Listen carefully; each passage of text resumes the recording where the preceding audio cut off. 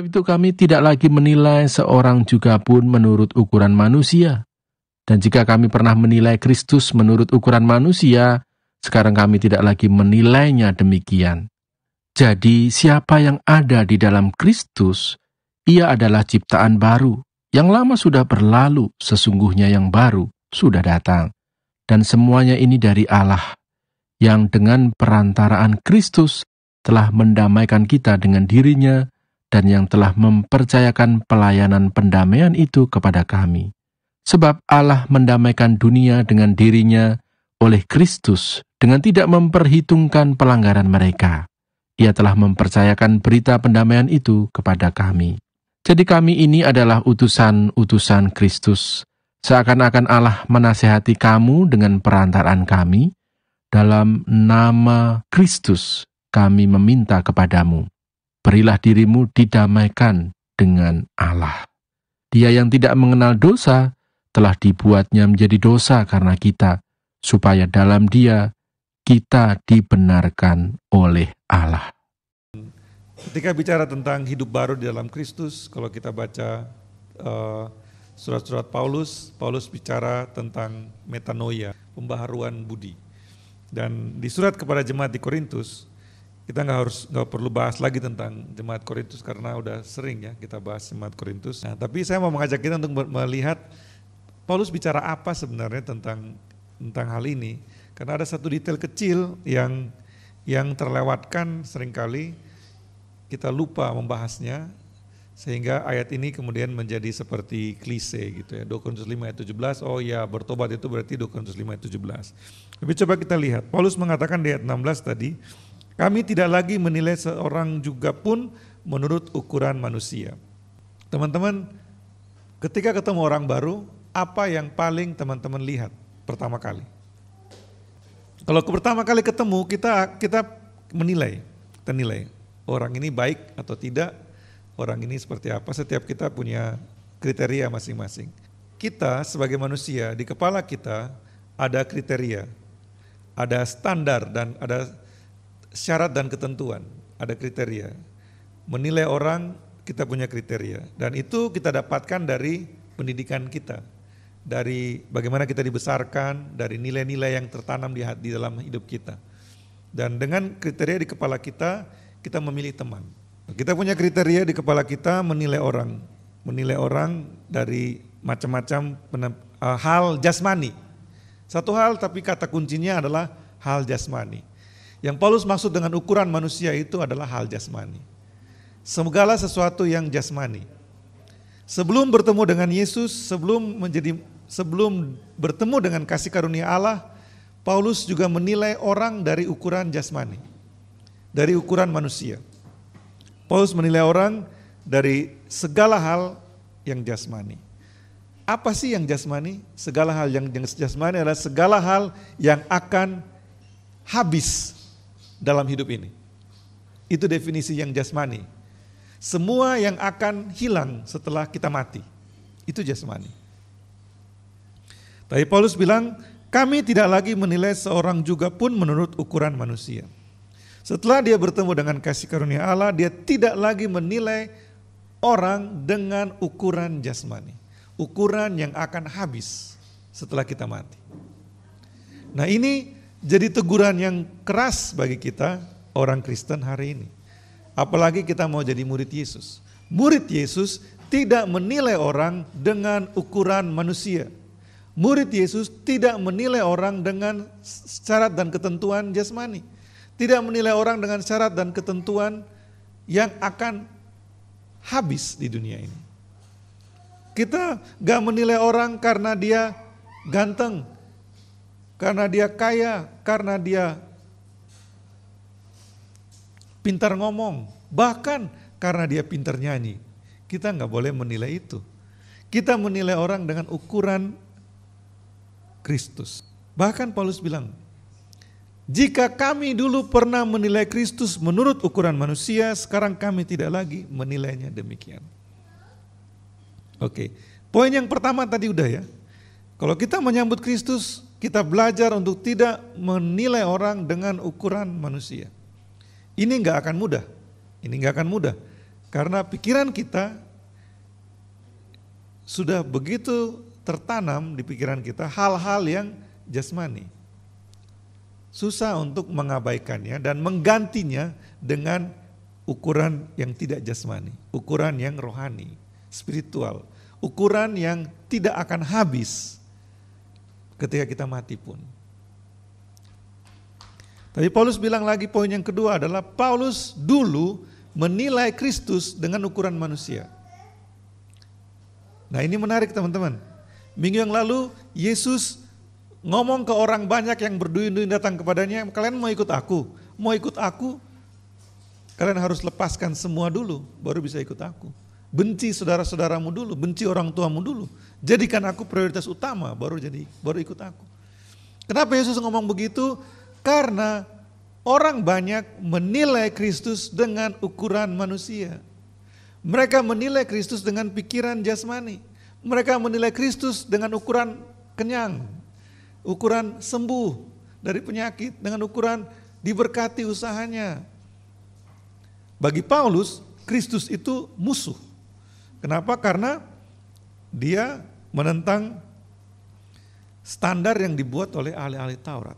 Ketika kita datang ke gereja, ketika kita menjadi murid Yesus, ketika kita menjadi pengikut Kristus, kita tidak menilai Kristus dengan ukuran manusia. Artinya, yang kita ingin cari dari Kristus, yang kita ingin cari dari Tuhan, yang kita ingin dapatkan dari Tuhan, bukan hal-hal yang akan habis di dunia ini. Wow, itu lebih susah lagi kan? Kenapa kita mau datang ke gereja? Biar diberkati. Kenapa kita minta didoakan? Ya biar kita nggak sakit. Kenapa kita berdoa, baca Alkitab? Ya biar kita jadi pintar. Nah teman-teman, bagaimanakah kita menjalankan kehidupan kekristenan kita? Bagaimanakah kita menjalankan kehidupan gerejawi kita? Datang ke gereja, pelayanan dalam tanda kutip di gereja itu dengan ukuran apa?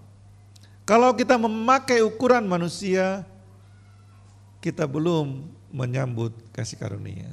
Kalau kita memakai ukuran manusia, kita belum sungguh-sungguh menjadi murid Kristus. Karena Paulus mengatakan, tidak lagi memakai ukuran manusia, karena kita adalah ciptaan baru.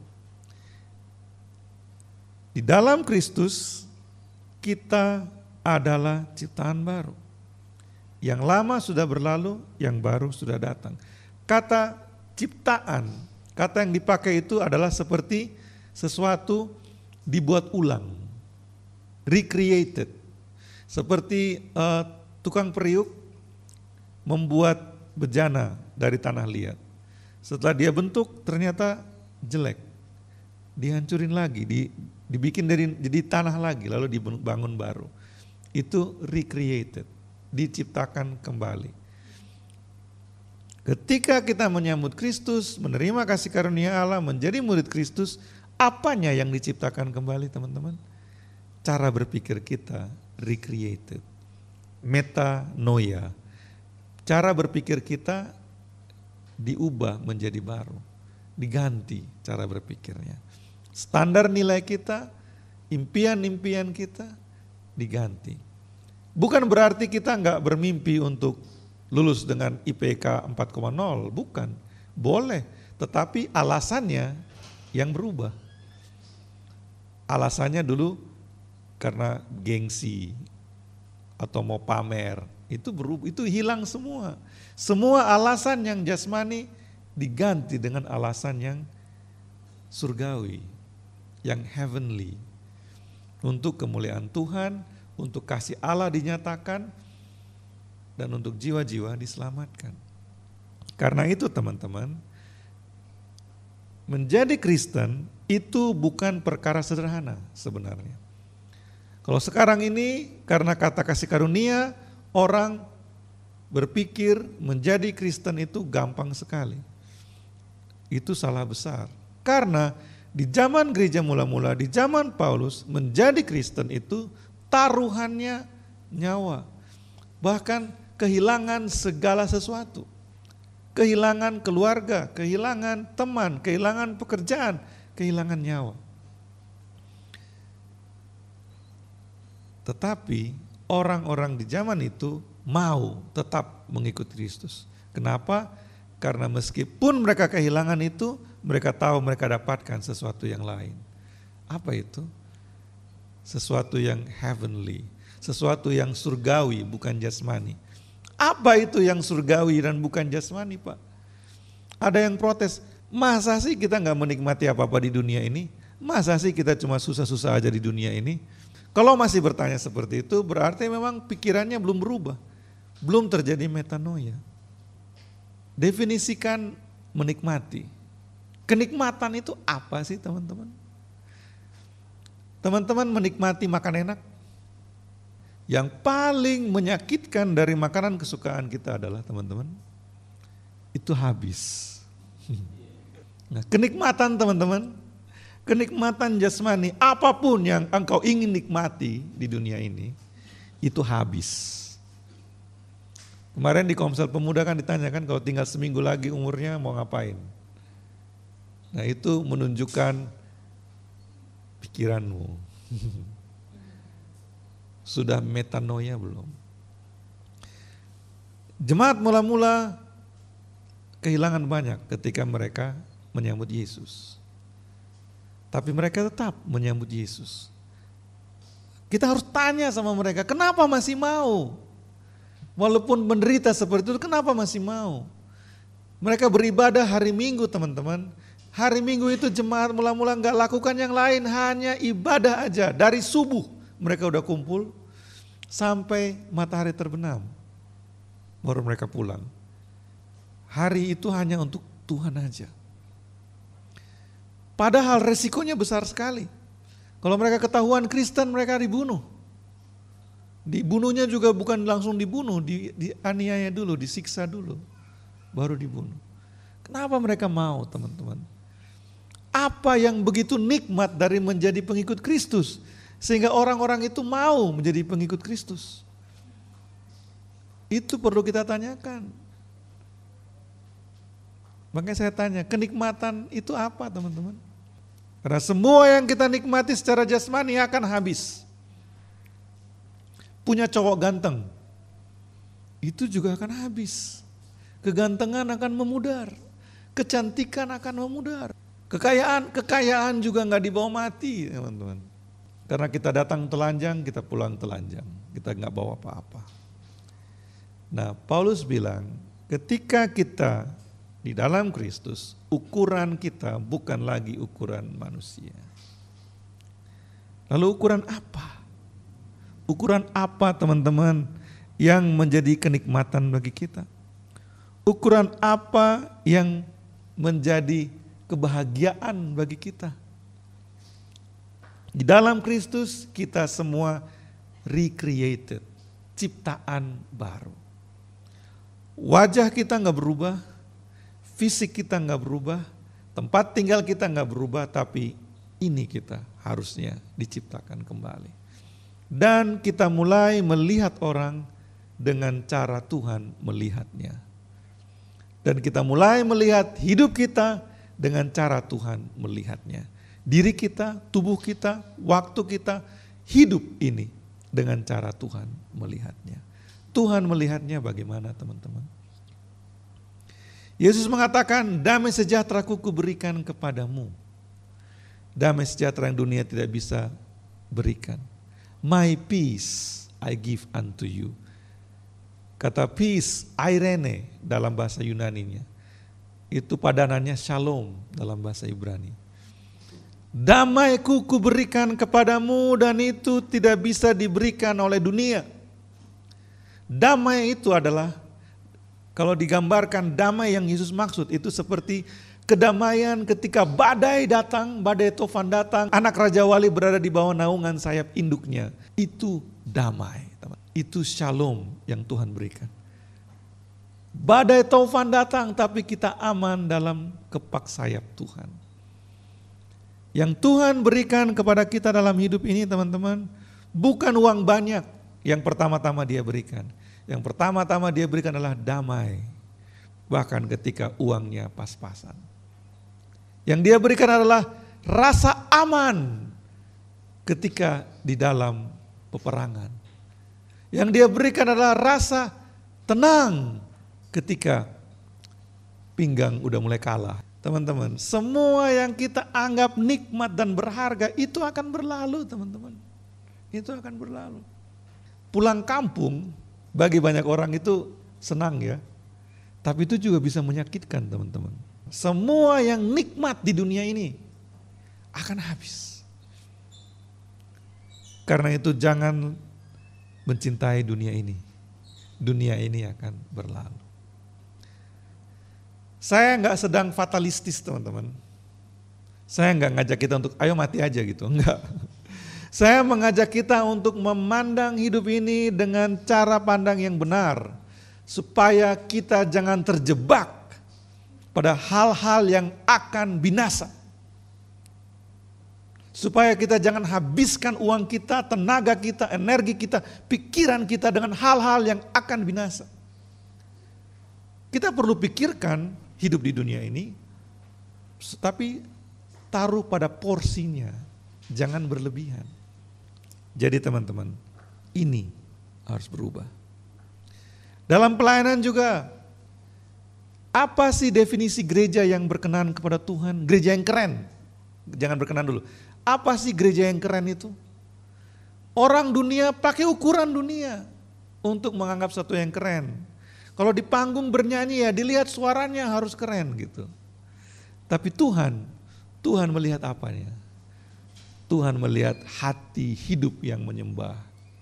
Karena itu ada seorang hamba Tuhan bilang, dia datang ke sebuah gereja yang mega church, yang luar biasa. Semuanya sempurna. Lalu dia tanya Tuhan, Tuhan ini gereja sempurna. Iya, mereka punya semuanya kecuali saya. They have everything but me. Semua ada di situ, tapi saya nggak ada. Kita bisa punya everything yang dunia jadikan standar. Bisa, tinggal cari uangnya aja. Tapi apa artinya rumah Tuhan tanpa Tuhan di dalamnya? Ya kan? Apa artinya rumah Tuhan tanpa Tuhan di dalamnya? Itu bukan rumah Tuhan lagi. Lalu Paulus bilang lagi, di dalam Kristus yang terjadi adalah kita ini didamaikan. Kata yang dipakai adalah reconciliate, rekonsiliasi. Reconciliate itu artinya ada dua orang yang bermusuhan lalu kemudian berdamai. Itu direkonsiliasi.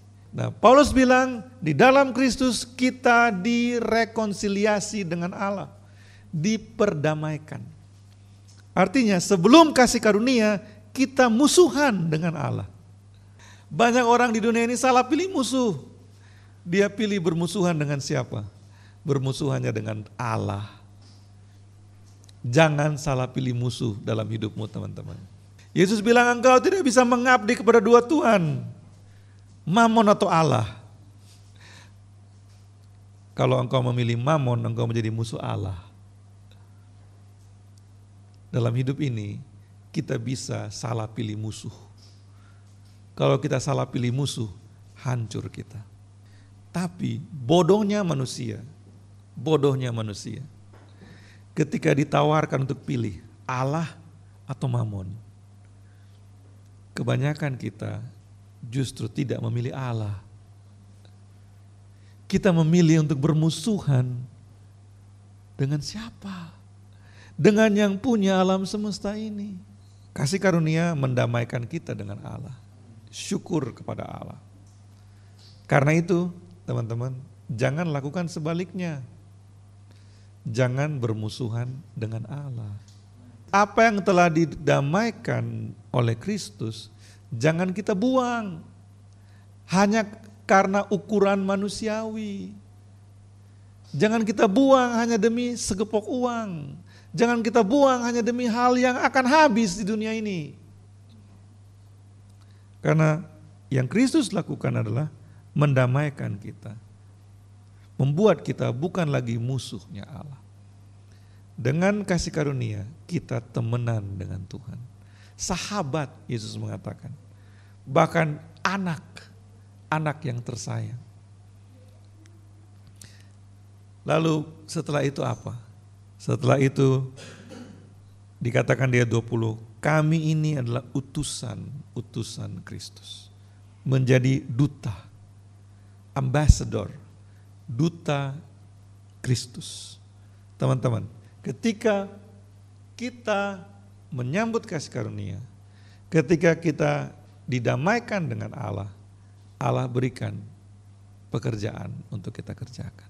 Menjadi utusan pendamaian. Kemanapun kita pergi, kita membawa pendamaian. Kita membawa rekonsiliasi. Nah, itu yang harus kita pikirkan. Ke kampus kita utusan Kristus. Ke sekolah kita utusan Kristus. Ke jalanan kita utusan Kristus. Ke orang tua kita utusan Kristus.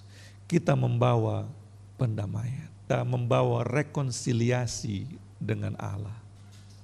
Dengan pencipta alam semesta ini.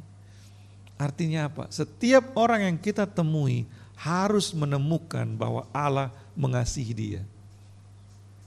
Misi kita dengan pelayanan sosial yang kita lakukan adalah membawa kasih Allah kepada orang-orang yang belum merasakan kasih Allah.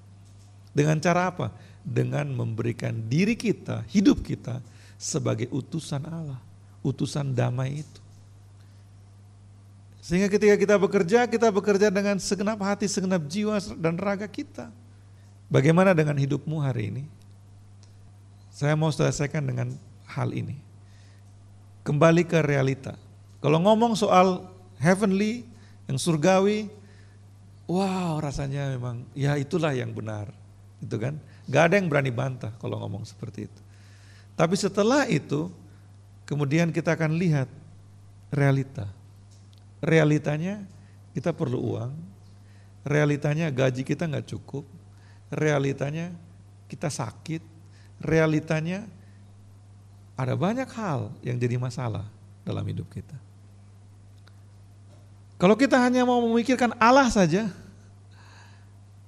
rasanya gak cukup, rasanya susah. Kalau kita mau mengikuti caranya Tuhan saja, gak bisa, gak mungkin. The solution to our brokenness does not come when we are reformed, rehabilitated, or re-educated. It only comes when we are recreated. Solusi kepada semua persoalan kita bukan dengan dibaharui, diperbaiki,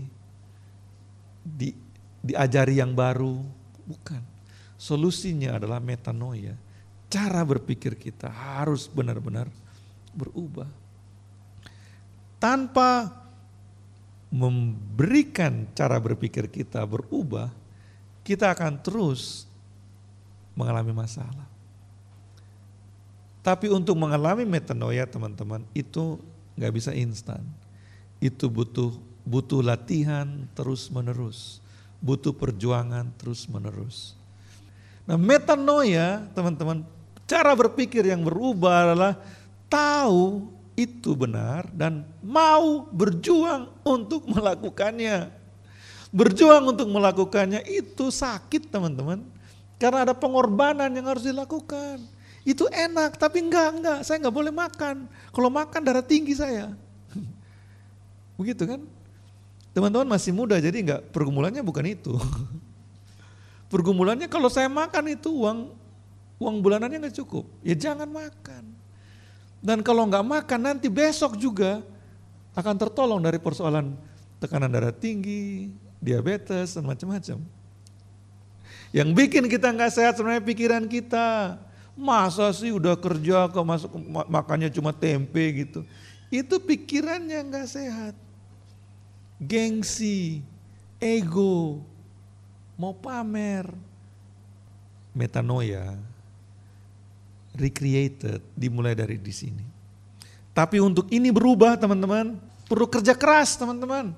Kerja keras untuk menahan diri itu perlu kerja keras teman-teman. Untuk tujuan yang manusiawi pun Bisa kita berjuang teman-teman. Untuk tujuan yang manusiawi seperti itu bisa. Apalagi untuk tujuan yang surgawi, kenapa kita nggak bisa berjuang teman-teman? Dimanapun di dunia ini, uang itu perlu. Dream house nggak bisa jalan kalau nggak ada uang. Gereja juga nggak bisa jalan kalau nggak ada uang teman-teman. Tapi teman-teman saya kasih tahu, bukan uang yang paling penting di gereja, bagi gereja ini. Dengar baik-baik ya. Bukan uang yang paling penting bagi gereja ini. Yang paling penting adalah mau kemana kita? Mau ngapain kita dengan gereja ini? Dream House juga itu, bukan uang yang paling penting bagi Dream House. Yang paling penting mau ngapain Dream House-nya. Uang itu berikutnya, uang itu sarana, alat. Kita mau ngapain dengan gereja ini? Mau kumpulin uang banyak terus mau ngapain? Itu dulu harus bertanya. Jadi teman-teman, kita semua perlu punya cara berpikir yang baru. Sebagai pribadi, berubah cara berpikir. Sebagai jemaat di Shine, coba berubah cara berpikir. Teman-teman datang ke sini mau ngapain? Teman-teman jadi bagian dari Shine karena apa? Untuk apa?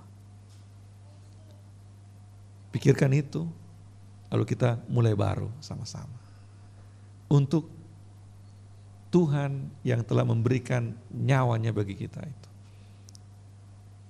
Mari kita tunduk kepala, kita ambil waktu merenungkan firman ini, kita berdoa secara pribadi. Saya akan mendoakan untuk kita semua. Kalau teman-teman sekarang punya masalah keuangan, Tuhan mau tolong. Kalau teman-teman punya masalah dalam hubungan dengan keluarga, dengan saudara, Tuhan mau tolong juga. Cara berpikirmu harus berubah. Ukuranmu harus berubah. Kalau masih pakai ukuran manusia, masalah akan terus datang. Kalau masih pakai ukuran jasmani, masalah pasti akan terus ada. Mari kita belajar teman-teman, mari kita berjuang untuk berubah dalam pembaharuan budi kita. Mengalami metanoia itu. Supaya nama Tuhan dimuliakan dalam hidup kita. Bapa di surga, hamba-Mu selesai berbicara. Biar Roh Kudus terus bicara di hati setiap kami. Sehingga kami benar-benar menjadi pengikut Kristus yang mengalami metanoia, pembaharuan budi. Dan hidup kami memuliakan Engkau. Tolong kami ya Tuhan. Dalam nama Yesus. Haleluya. Amin.